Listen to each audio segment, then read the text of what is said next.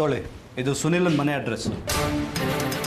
ಇದು ಸುನಿಲನ ಅಣ್ಣ ಕೆಲಸ ಮಾಡೋ ಆಫೀಸ್ ಅಡ್ರೆಸ್. ಇವನ ಹೆಸರು ಜುಟ್ಟು ಅಂತ.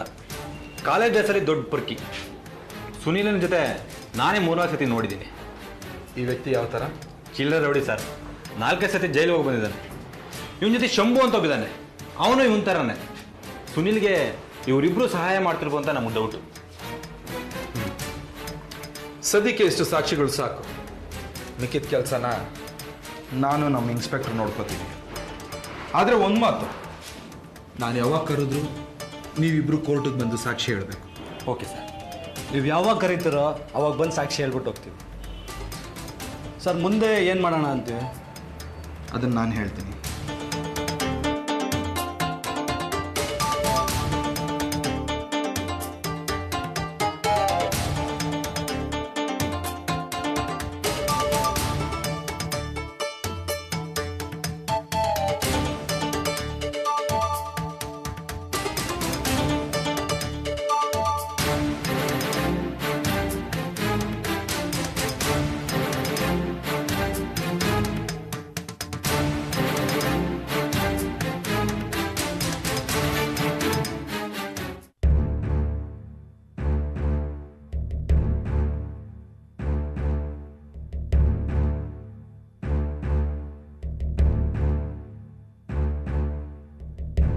ಓಕೆ, ಸದ್ಯಕ್ಕೆ ಇಷ್ಟು ಸಾಕು. ಸುನೀಲ್ ಇದ್ದಾನೆ ಅನ್ನೋದಕ್ಕೆ ಪ್ರೂಫ್ ಸಿಕ್ಕಿದೆ. ಅವನ ಆ್ಯಕ್ಟಿವಿಟೀಸ್ ಬಗ್ಗೆ ಡೀಟೇಲಾಗಿ ನಮ್ಗೆ ಗೊತ್ತಾಗಬೇಕು. ಈ ಫೋಟೋಸ್ನ ಇಮಿಡಿಯೇಟಾಗಿ ವಾಂಟೆಡ್ ಲಿಸ್ಟಲ್ಲಿ ಹಾಕ್ಸ್ಬೇಕು. ಸರ್, ನಾನೊಂದು ವಿಷಯ ಹೇಳಲ್ಲ? ಹೇಳಿ. ನಾವು ಈ ಫೋಟೋಸ್ಗಳನ್ನ ವಾಂಟೆಡ್ ಲಿಸ್ಟಲ್ಲಿ ಹಾಕೋದ್ರಿಂದ ಏನು ಪ್ರಯೋಜನ? ಇದೇನು ಸರ್ ಲೇಯರ್ ಆಗಿ ಹೀಗೆ ಕೇಳ್ತೀರಾ? ಈ ಫೋಟೋದಲ್ಲಿರೋ ಜನಗಳನ್ನ ಯಾರಾದರೂ ಗುರ್ತಿಡಿದ್ರೆ ಆ ಕ್ರಿಮಿನಲ್ಸ್ ಹಿಡಿಯೋದಕ್ಕೆ ಹೆಲ್ಪ್ ಆಗುತ್ತೆ, ಅದಕ್ಕೆ ಹಾಕ್ಸೋದು. ಓಕೆ ಸರ್, ನೀವು ಹೇಳೋದನ್ನ ನಾನು ಒಪ್ಕೊಳ್ತೀನಿ. ಈ ಫೋಟೋಗಳು ಪಬ್ಲಿಷ್ ಆದಾಗ ನಾವೆಲ್ಲಿ ಸಿಕ್ಕಾಕೋತೀವೋ ಅಂತ ಅವ್ರು ಬೇರೆ ಕಡೆ ಎಸ್ಕೇಪ್ ಆಗಿಬಿಟ್ರೆ? ನೀವು ಹೇಳೋದು ಸರಿನೇ ಸರ್. ಸದ್ಯಕ್ಕೆ ಈ ಫೋಟೋಸ್ಗಳನ್ನ ಪಬ್ಲಿಕ್ ಮುಂದೆ ಇಡೋದು ಬೇಡ. ನಿಮಗೆ ಸಂಬಂಧಪಟ್ಟ ಸ್ಟೇಷನ್ಗಳಿಗೆ ಕಳಿಸಿ. ಹೇಗೋ ಆ ಸುನೀಲ್ ಬಗ್ಗೆ ಕೆಲವು ಅಡ್ರೆಸ್ಗಳು ಸಿಕ್ಕಿವೆ. ಹಾಗೆ ಆ ಜುಟ್ಟು ಅನ್ನೋನು ಈ ಊರಿನವನೇ ಅಂತ ಎಲ್ಲರೂ ಹೇಳ್ತಿದ್ದಾರೆ. ನನ್ನ ಪ್ರಕಾರ ಸಾಕ್ಷಿ ಸಮೇತ ಕೃಷ್ಣ ಸಿಕ್ಕಿರೋದ್ರಿಂದ ಎಲ್ಲ ಕ್ರಿಮಿನಲ್ಸು ನಿರಾಳವಾಗಿರ್ತಾರೆ. ಈ ಟೈಮನ್ನ ನಾವು ಯೂಟಿಲೈಸ್ ಮಾಡ್ಕೋಬೇಕು. ನಾವು ಹುಷಾರಾಗಬೇಕು, ಅವ್ರನ್ನ ಹಿಡಿಬೇಕು. ಸರಿ, ಹಾಗೆ ಮಾಡೋಣ. ಸರ್, ಇನ್ನೊಂದು ವಿಷಯ. ಆ ಜುಟ್ಟು ಅನ್ನೋ ವ್ಯಕ್ತಿಗೆ ಸುನಿಲ್ ಆಗಾಗ ಫೋನ್ ಮಾಡ್ತಾ ಇದ್ದ. ಅವನು ಹೋಗೋದಕ್ಕೂ 2 ದಿನ ಮುಂಚೆನೂ ಅವನ ಹತ್ರ ಏನೋ ಹೇಳ್ತಿದ್ದ. ಏನು? ಆ ಜುಟ್ಟು ಅನ್ನೋ ವ್ಯಕ್ತಿಗೆ ಫೋನ್ ಮಾಡಿ ನಮ್ಮ ಕೆಲಸ ಎಲ್ಲ ಮುಗಿದ್ಮೇಲೆ 1 ವಾರ ಊಟಿಗೆ ಹೋಗಿ ಮಜಾ ಮಾಡ್ಕೊಂಬ ಅಂತ ಹೇಳ್ತಿದ್ದ. ಹೌದಾ? ನೀವು ಹೇಳಿದ ನಿಜ ಆದರೆ ನನಗೊಂದು ಆನೆ ಬಲ ಬಂದಾಗುತ್ತೆ. ಈಗಲೇ ಇಮಿಡಿಯೇಟಾಗಿ ಊಟಿಗೆ ನಾನೊಂದು ಬ್ಯಾಚ್ನ ಕಳಿಸ್ಕೊಡ್ತೀನಿ. ಅವನೇನಾದರೂ ಅಲ್ಲೇ ಸಿಕ್ಬಿದ್ರೆ ನಿಮ್ಮ ಕೃಷ್ಣನ್ ಪ್ರಾಬ್ಲಮ್ ಅರ್ಧ ಸಾಲ್ವ್ ಆದಾಗೆ. ಹಾಗಾದ್ರೆ ಇನ್ನರ್ಧ ಪ್ರಾಬ್ಲಮ್? ಸುನಿಲ್ ಸಿಕ್ಕಿದ್ಮೇಲೆ ಅವನು ಸಿಕ್ಕೇ ಸಿಗ್ತಾನೆ ಬಿಡಿ. ಈ ಪಾತಕ ಲೋಕ ಹೇಗೆ ಗೊತ್ತಾ? ನೋಡೋದಕ್ಕೆ ತುಂಬ ನಾರ್ಮಲ್ ಆಗೇ ಇರುತ್ತೆ. ಸೂಕ್ಷ್ಮವಾಗಿ ಹುಡುಕಿ ಒಂದೇ ಒಂದು ಎಳೆ ಹಿಡಿದ್ರೆ ಸಾಕು, ಅದನ್ನು ಎಳಿತಾ ಚೈನ್ ಲಿಂಕ್ ಬೆಳೀತಾ ಹೋಗುತ್ತೆ. ಮೊದಲು ಸಣ್ಣ ಎಳೆ ಅನ್ಕೊಂಡ್ರೆ ನಮಗೆ ಹೋಗ್ತಾ ದೊಡ್ಡ ತೋಳುಗಳೇ ಸಿಗ್ತವೆ. ಈ ಕೇಸಲ್ಲೂ ಹಾಗೆ ಆಗುತ್ತೆ, ನೋಡ್ತಾ ಇರಿ. ಅಷ್ಟಾದ್ರೆ ಸಾಕು ಸರ್. ನೀವು ಹೇಳಿದ ಈ ಮಾತು ನನಗೆ ಎಷ್ಟೊಂದು ಧೈರ್ಯ ತಂದಿದೆ. ನಮ್ಮ ಮಾತು ನಿಮಗೆ ಧೈರ್ಯ ಕೊಟ್ಟಾಗೆ ನಮ್ಮ ಕೆಲಸ ನಿಮಗೆ ನೆಮ್ಮದಿನೂ ಕೊಡುತ್ತೆ. Don't worry. ಓಕೆ ಸರ್, ನಾವಿನ್ನು ಹೊರಡ್ತೀವಿ. ನಾಳೆ ಬೆಳಿಗ್ಗೆ ಕೋರ್ಟ್ ಹತ್ರ ಮೀಟ್ ಆಗೋಣ. ಓಕೆ, ಬರ್ತೀವಿ ಸರ್. ಬರ್ತೀವಿ ಸರ್.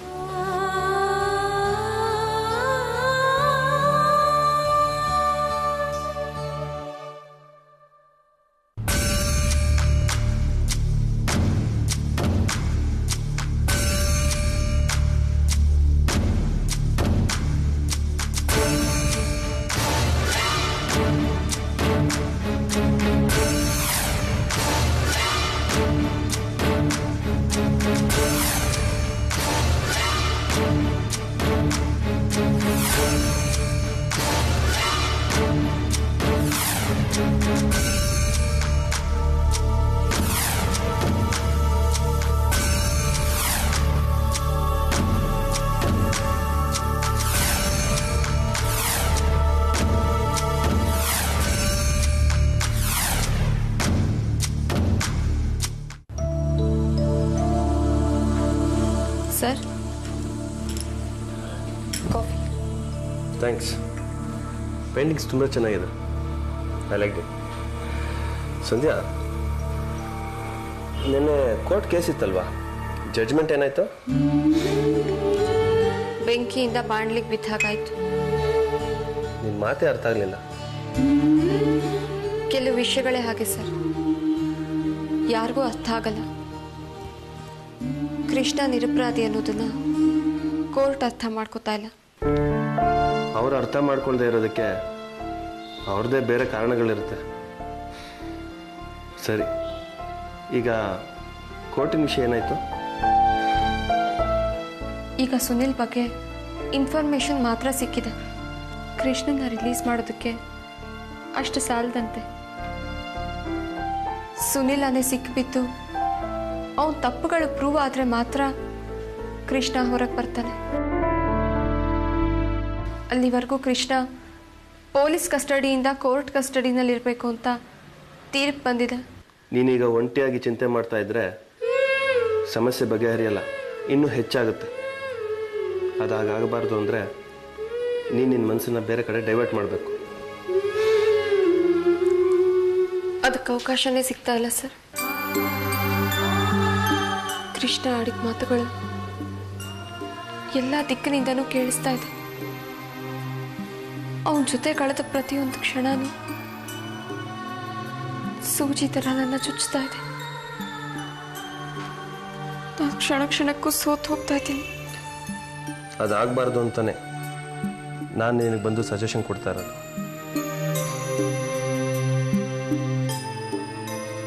ನೀನು ಈ ಮನೇಲಿ ಒಂಟಿಯಾಗಿದ್ದರೆ ಸಮಸ್ಯೆಗಳು ನಿನಗೆ ಬಂದು ಸುತ್ತಕೊಳ್ಳುತ್ತೆ. ಇದರಿಂದ ನಿನಗೆ ಮುಕ್ತಿ ಸಿಗಬೇಕು ಅಂದರೆ ವಾತಾವರಣ ಬದಲಾಗಬೇಕು. ನೋಡು, ಒಂಟಿಯಾಗಿದ್ದು ಕೊರಗಿ ಕೊರಗಿ ಯೋಚನೆಯಲ್ಲಿ ಊಟನೂ ಮಾಡದೆ ಎಷ್ಟು ಸ್ವರ್ಗೋಗಿದೆಯಾ ನೋಡು.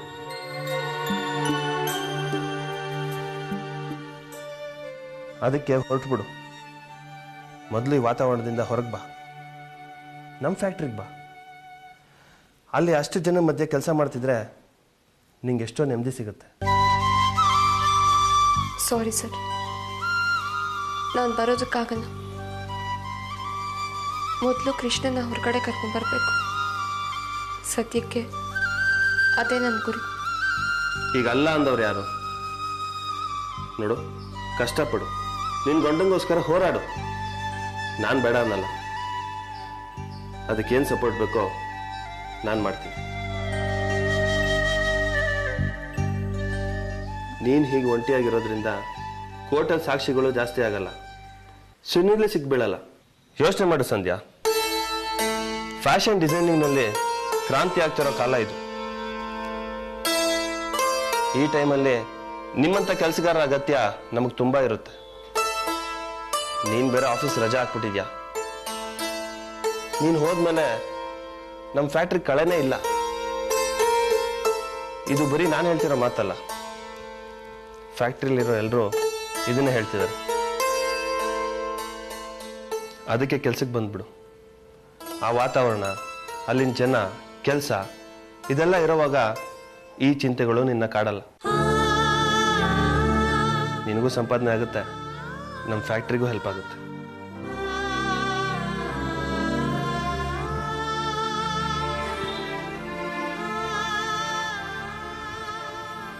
ಸರಿ ಸರ್, ನೀವು ಹೇಳ್ತಾ ಇರೋದು ಸರಿ. ನಾನು ಕೆಲ್ಸಕ್ಕೆ ಬರ್ತೀನಿ. ನನ್ನ ಪರ್ಸ್ನಲ್ ವಿಷಯಕ್ಕೆ ನಿಮ್ಮ ಕೆಲ್ಸಕ್ಕೆ ತೊಂದರೆ ಆಗೋದು ನನಗಿಷ್ಟ ಇಲ್ಲ. Good, very good.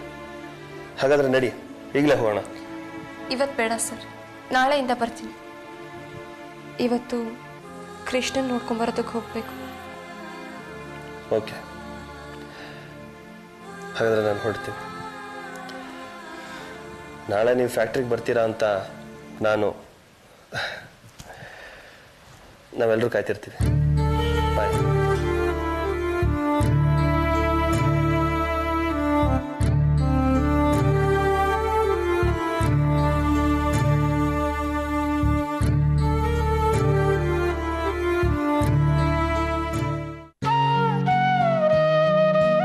ಪದ್ಮ, ಏನತ್ತೆ?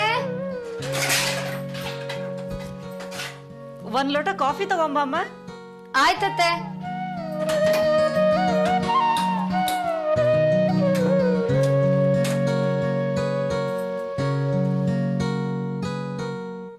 ಅತ್ತೆ, ಕಾಫಿ.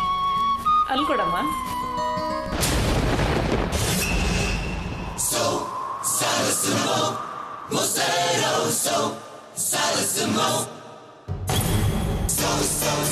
ಚೆನ್ನಾಗಿದೆಯಾ ಪದ್ಮ? ಯಾಕೆ ಹಾಗೆ ನೆನ್ಪಿಟ್ಟೆ? ಕೊಡು ಕಾಫಿನ. ನಿನ್ನ ಕೈಯಲ್ಲಿ ಕಾಫಿ ಕುಡಿಬೇಕು ಅಂದರೆ ನನಗೊಂಥರ ಖುಷಿ ಅನ್ಸುತ್ತೆ. ಯಾಕಪ್ಪ? ಯಾಕೆ ಅಂತ ಕೇಳ್ತೀರ ಆಂಟಿ, ಪದ್ಮನ ಕೈ ರುಚಿನೇ ಅಂತದ್ದು. ಆದರೆ ಯಾಕೋ ಇವತ್ತು ಕಾಫಿ ಅಷ್ಟೊಂದು ರುಚಿಯಾಗೇ ಇಲ್ಲ. ಪದ್ಮ, ಅವತ್ತು ನಾನು ನಿಮ್ಮ ತಂದೆ ಮನೆಗೆ ಬಂದಾಗ ಕಾಫಿ ತಂದು ಕೊಟ್ಟಿದ್ದಲ್ಲ, ಅದು ಸೂಪರಾಗಿತ್ತು ಅಲ್ವಾ? ನೆನಪಾಗ್ತಾ ಇಲ್ವಾ? ತಲೆನೋವು, ಅಮೃತಾಂಜನ, ಹೋಗ್ಲಿ ಬಿಡು. ಇವಳು ಹೀಗೆ ಆಂಟಿ, ಎಲ್ಲದನ್ನು ಬೇಗ ಮರ್ತ್ಬಿಡ್ತಾಳೆ. ಇದೇ ಇವಳು ವೀಕ್ನೆಸ್. ಅದು ವೀಕ್ನೆಸ್ ಅಲ್ಲಪ್ಪ, ಪ್ಲಸ್ ಪಾಯಿಂಟು. ಪ್ರತಿಯೊಂದನ್ನು ಸುಲಭವಾಗಿ ಮರೆಯುವವರ ಮನಸ್ಸು ನಿರಾಳವಾಗಿರುತ್ತೆ. ಅದೇ ಪ್ರತಿಯೊಂದನ್ನು ನೆನಪಿನಲ್ಲಿಟ್ಕೊಂಡಿರೋರ ಮನಸ್ಸು ಒಂದಲ್ಲ ಒಂದು ಗೊಂದಲಕ್ಕೆ ಸಿಕ್ಕಾಕೊಂಡು ಒದ್ದಾಡ್ತಿರುತ್ತೆ. ಹಾಗೆ ನೋಡಿದರೆ ಮರವು ಒಂದು ವರಹ ಇದ್ದ ಹಾಗೆ, ನೆನಪು ಒಂದು ಶಾಪ. ವಾವ್,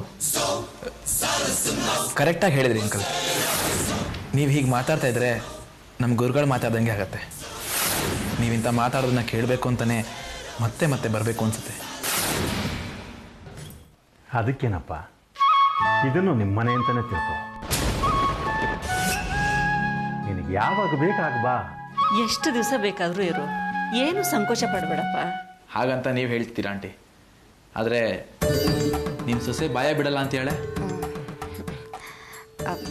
ಅದು ಹಾಗೇನಿಲ್ಲ, ಬನ್ನಿ, ಆಗಾಗ ಬರ್ತಾ ಇರಿ. ಅಬ್ಬಾ, ಈಗ ಸಮಾಧಾನ ಆಯ್ತು ನೋಡಿ. ಪದ್ಮ, ನಿಂಗೆ ನೆನಪಿದ್ಯಾ ನಾವಿಬ್ರು ಚಿಕ್ಕವರಿರ್ಬೇಕಾರೆ ಮರ್ಕೋತಿ ಆಟ ಆಡ್ತಿದ್ದು? ನಾನು ಮರದ ಮೇಲಿಂದ ಬಿದ್ದು ಗಾಯ ಮಾಡ್ಕೊಂಡಿದ್ದೆ. ಆ ಗುರ್ತು ಇನ್ನೂ ಹೋಗಿಲ್ಲ, ಹಾಗೆ ಇದೆ ಗೊತ್ತಾ? ಯಾಕೆ ಪದ್ಮ, ಅದು ನೆನಪಿಲ್ವಾ? ಹೋಗ್ಲಿ, ನಾವಿಬ್ರು ಅಪ್ಪ ಅಮ್ಮ ಆಟ ಆಡಿದ್ದು ಅದಾರು ನೆನಪಿದ್ಯಾ? ಏನು ಇದೇನು ಹೇಳ್ತಾ ಇದೀಯಾ? ಅಪ್ಪ ಅಮ್ಮನ ಆಟನಾ? ಏನಿಲ್ಲ ಆಂಟಿ, ನಾವಿಬ್ರು 1ನೇ ಕ್ಲಾಸಲ್ಲಿದ್ದಾಗ 2 ಕಲ್ಲಿಗೆ ಮದುವೆ ಮಾಡಿಸಿ ಅಪ್ಪ ಅಮ್ಮ ಆಟ ಆಡ್ತಿದ್ವಿ ಅಷ್ಟೇ. ಓ ಅಷ್ಟೇನಾ? ನಾನು ಏನೋ ಅನ್ಕೊಂಡ್ಬಿಟ್ಟಿದ್ದೆ.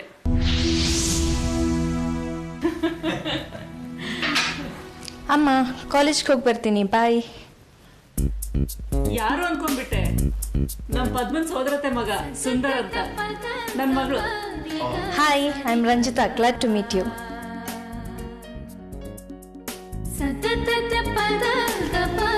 ನಮಸ್ಕಾರ.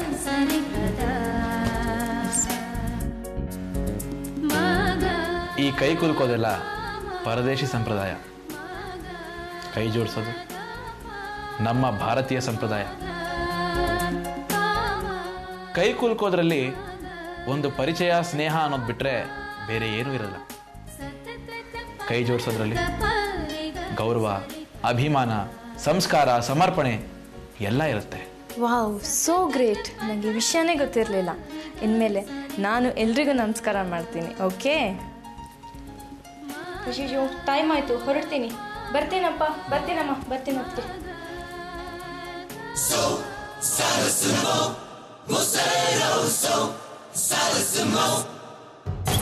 ಅಂದಹಾಗೆ ಸುಂದರು, ನಿನಗೆ ಮದುವೆ ಆಗಿದೆಯೇನಪ್ಪ?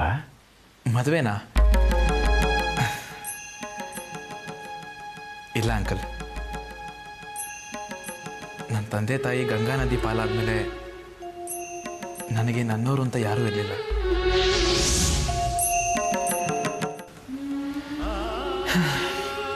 ಈ ರೀತಿ ಒಂಟಿಯಾಗಿರೋನ್ಗೆ ಹೆಣ್ಣು ಕೊಡೋಕ್ಕೆ ಯಾರಾದರೂ ಮುಂದೆ ಬರ್ತಾರ?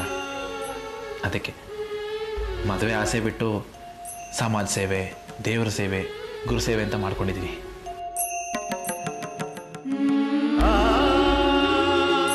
ಒಳ್ಳೇದಪ್ಪ. ಈಗಿನ ಕಾಲದಲ್ಲಿ ನಿನ್ನ ವಯಸ್ಸಿನ ಹುಡುಗರು ಬರೀ ಮೋಜು ಮಸ್ತಿ ಅಂತ ಅಲಿತಾ ಇರ್ತಾರೆ. ಅಂಥದ್ರಲ್ಲಿ ನೀನು ರತ್ನ ಇದ್ದ ಹಾಗೆ. ಆದರೂ ವಯಸ್ಸಿಗೆ ಬಂದಮೇಲೆ ಮದುವೆ ಅಂತ ಆಗಲೇಬೇಕು, ಸಂಸಾರದ ಸುಳಿಗೆ ಸಿಗಲೇಬೇಕು. ಆವಾಗಲೇ ಅಲ್ವೇನಪ್ಪ ಮೋಕ್ಷ ಸಿಗೋದು. ನೀವು ಹೇಳೋದನ್ನು ನಾನು ಒಪ್ಕೋತೀನಿ ಆಂಟಿ. ಆದರೆ ಧರ್ಮೇಚ, ಅರ್ಥೇಚ, ಕಾಮೇಚ, ಮೋಕ್ಷೇಚ ನಾತಿ ಚರಾಮಿ ಅನ್ನೋಂಥ ಹುಡುಗಿ ನನಗೆ ಸಿಗಬೇಕಲ್ಲ. ಸಿಗ್ತಾಳಪ್ಪ. ಈ ಪ್ರಪಂಚದಲ್ಲಿ ಒಂದು ಗಂಡಿಗೆ ಒಂದು ಹೆಣ್ಣು ಅಂತ ಇದ್ದೇ ಇರುತ್ತೆ. ಬರೀ ಹೆಣ್ಣಿದ್ರೆ ಸಾಕ ಅಂಕಲ್. ಆ ಹೆಣ್ಣಿನ ಮನೆತನ ಚೆನ್ನಾಗಿರಬೇಕು, ಅವ್ರ ಅಪ್ಪ ಅಮ್ಮ ಆಚಾರವಂತರಾಗಿರಬೇಕು, ಗುಣವಂತರಾಗಿರಬೇಕು, ಗುರು ಹಿರಿಯರು ಅಂದರೆ ಭಕ್ತಿ ಇರಬೇಕು. ಇಷ್ಟೆಲ್ಲ ಇದ್ದು ಆ ಹೆಣ್ಣಿನ ನನಗೆ ಕೊಡೋಕೆ ಅವ್ರು ಒಪ್ಕೊಂಡ್ರೆ ಮಾತ್ರ ಮದುವೆ ಆಗ್ತೀನಿ.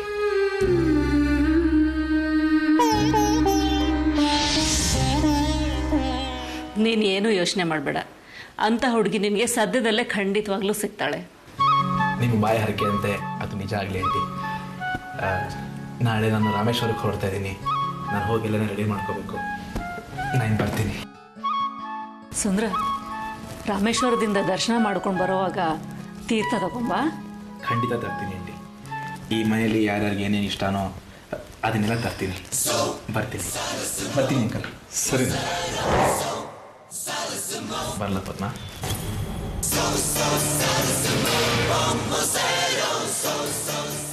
ರೀ, ಹುಡುಗ ಅಪರಂಜಿ ಅಂತವನಲ್ವೇನ್ರಿ? ಹೌದು ಹೌದು, ಅದರಲ್ಲಿ ಎರಡು ಮಾತೇ ಇಲ್ಲ. ಈಗಿನ ಕಾಲದಲ್ಲಿ ಇಂಥ ಹುಡುಗನ್ನ ನಾನಂತೂ ನೋಡೇ ಇಲ್ಲ.